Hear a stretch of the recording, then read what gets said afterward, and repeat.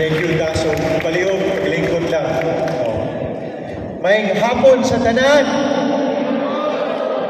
Murag hinay man kayo og tubag ato ang mga students, no? Ako usbon. May hapon sa tanan. Ana ba pakita nato nga update og excited yung kayo mo, no? Sama sa unsa ninyo ka-update nga ako kung maabot amo pasalamat sa inyo ha. Nga bisan pa man gahapon lang sa gabi ang uban sa inyo ha, ganihang buntag lang yun na ingnan unsa ang ato ang final schedule sa distribution karong adlaw, no? Nakaanhig yun mo. Nakita nako murag ubay-ubay pod sa inyo ha, naka-uniform para ba? So murag kung sa may pasabot ani gikan sa eskwelahan ani din mo diri. Wala man pod siguro nang absent karon, no? Wala ra man ka ha. Agoy naagyon, no? Dili nato angay usbon kay kani atong programa para biya ni sa inyong pag-eskwela, di ba? Akong pagtahod, no, sa ato ang City Council headed by our motherly Vice Mayor Simplicia Bibineri, atong pakpakan. And the rest of our city councilors, dili na lang nako sila i-mention tagsa-tagsa, kay napaila naman sila ni Vice ganiha. Ug ako po ning paspasan ako mensahe gamay, kay kabalo ko dapat mabalik na mo sa eskwelahan. Pakpakan nato ato ang city councilors. Wala lang nato sila nagpuyog karong adlaw, pero they also deserve our recognition. Una, si Governor Henry S. Waminal, nga siya gyud ang gamugna ani nga programa.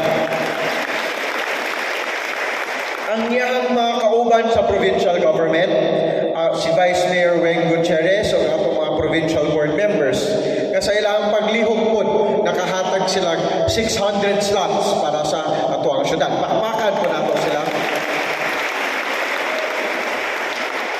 Ug kamo, kabalo mo yun siguro mo nga ang inyong nakuha nga slots, ang additional 200 din nga slots nga nakuha nato sa pamaagi sa pagpaningkamot ni Kong Ando Waminal. So atong pakpakan si Kong Ando po.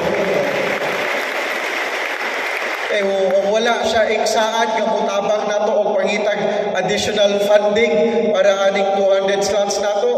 Murag wala pod yun mo diri karong adlaw. No. And last but not the least, all of you, ang ato ang mga student beneficiaries, also deserve a big round of applause and recognition pag-ani karon. Kay kani nga programa, no, much has been said about the efforts of your elected officials, your government public servants in making sure that this becomes possible. But for this program to be truly successful, kailangan po yun ang paglihok, pagpaningkamot, o ang insaktong participation ninyong mga beneficiaries aning nga program. Ninyo nga makadawat aning educational assistance para magagamiton ninyo og tarong sa inyong pag-eskwela gyud. Ug ampingan ninyo kani nga oportunidad nga nahatag sa inyo ha, nga dili na mo maglisod pa ug pamangitag unsay ibayad, ipalit sa inyong mga gikinahanglan para maka-eskwela mo og insakto. No kay kani nga programa namugna ni Gov Henry tungod pud sayang naagian katong sayang kabatanunan pa. No, adtong first batch distribution, personally yun na share ni Gov Henry unsa tong kahimtang sa iyang pamilya katong bata pa siya.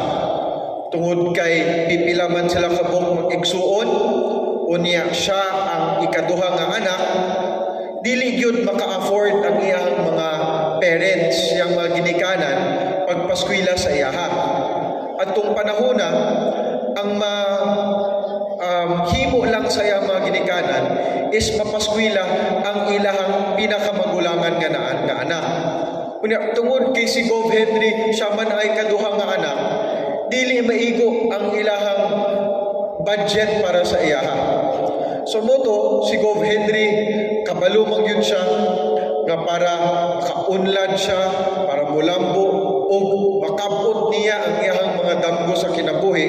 Importante kayo ang pagskwela. Naningkamot siya, nagtrabaho siya, working student. Ing-agi siya pagka-shoe shine boy, ing-agi siya pamaligya o encyclopedia. Hantod nakaipon-ipon siyang igo para mapakaswela niya ang iyang kaugalingon. Ug dihang nakahuman yun siya sa pagskwela niya, gitarong niya ang iyahang pagtuon, no? Iyaharap yung nahimo nga hatagan o insaktong pagpanginabuhi iyahang kaugalingon ug masuportahan dili lang ang iyahang mga anak ug iyahang uban pamilya pod. So di ana sa naagian ni Gov Henry, niya nahuna-hunaan or dira siya nakasayod yun nga kung ang mga estudyante, kung atong kabatanunan, hatagan lang nato og opportunity nga makaskwela gyud og tarong makahuman nga kung unsa na ilahang gitun-an, matun-an nila nga mo ilahang prioridad tungod kay ang mga pambayad sa ilang mga gikinahanglan na araman. Makasigurado ta nga kamo pod sa pag-abot sa panahon, no, makahatag na mo insaktong pagsuporta dili lang sa inyong mga ginikanan, dili lang sa inyong mga kaugalingong pamilya o anak puhon-puhon, pero sa katilingban pod. Kay sama sa giingon ni Vice Mayor Bibi, Mabot man gyud ang panahon nga kamo na mo'y sandigan sa syudad, sa distrito ug sa province. So karon pa lang kailangan mag-andam na mo. Ug kami nga inyong mga lideres na arami magtabang sa inyo ha nga maandam mo para abot anang panahon na makaya gyud ninyo ug mahatag ninyo, mabuhat ninyo ang gikinahanglan sa katilingban sa inyo. So kaya ba na ninyo buhaton mga school beneficiaries nato? Wala man mo nahilom, wala man mo nakulbaan, or sa kagutom lang ba na? Kung sa kagutom po ay mong kabalakan kay sina Vice Mayor and ang City Council, di pa andaman mapod yun mong snacks, makita ninyo na katong McDonald's ka boxes. So, kay ilan ang gisigurado nga ang inyong madawat nga assistance today, dili na ninyo gamiton, basit mulaag lang dahil mo paghuman og distribute, mo palit mong pangmakto. No, kanang inyong madawat karong adlaw, i-reserve na sa inyong mga gikinahanglan yun sa inyong pagskwela. Pang tuition man, pang school supplies, rental ba sa inyong gipuy-an, pamiliti, no? And amo lang yung mga yuon sa inyo is do your share. Studying hard, studying diligently, no? Going to your classes, doing your homework. No, kay bisan pa magdaani nga programa, naagit tayo focus sa education diri sa probinsya. At the end of the day, ang musulod sa classroom, ang mo-answer sa mga exams, kamo man gihapon, di ba? Unya, kung dili ninyo answeran yung mga exams, basahin lang niya itong gibuhat.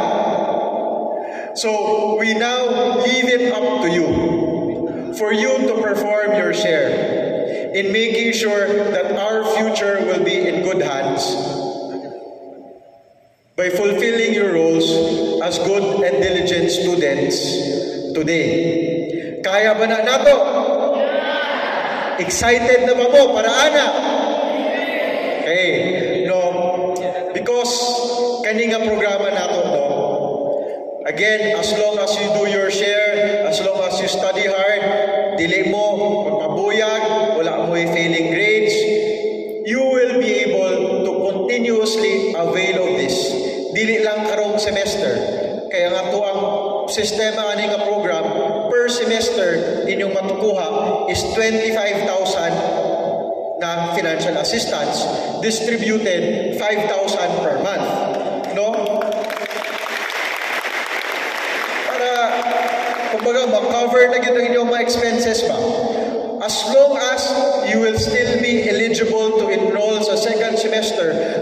ra gyapon maka-avail ani, and you will be entitled to another 25,000. No? Yeah. As long as magpadayon mo o pag-eskwela, giseryoso ninyo inyong studies, no, pipila sa inyo karon first year college, ang uban third year, fourth year. No, as long as maintain ninyo inyong good standing as good students of the school, inyo ning ma-avail hantod makahuman mo sa college, and that is your assurance as long as your team Asenso will be here working hand in hand with you. No? So sayon lang kayo buhaton, ay lang mong kabagsa, makaya man na nato. Gusto mo makahuman?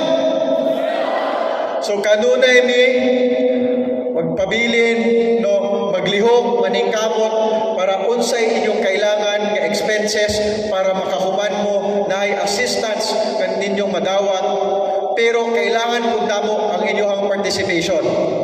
Nga ang assistance nga ipaabot sa inyo magamit sa insakto ang inyong pag-eskwela, inyong tarungon, and if we all do our share, I am certain in due time, no, ang bright future nga atong sige isulti, no, kamo mo'y makapadala, no, together with the entire society.